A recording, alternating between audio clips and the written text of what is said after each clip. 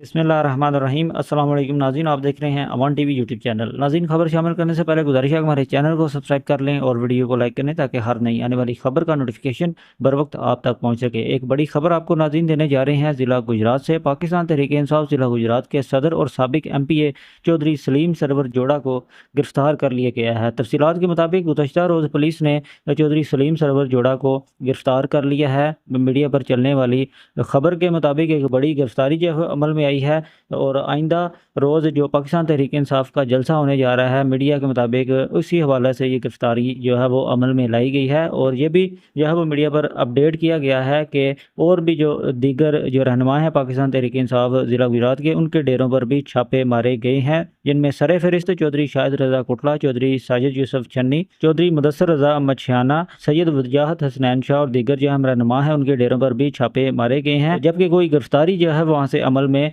नहीं लाई गई अभी तक की रिपोर्ट्स के मुताबिक। ये है नाज़रीन एक मुख्तसर सी खबर। अगली वीडियो तक के लिए दीजिए इजाज़त। अल्लाह हाफिज़।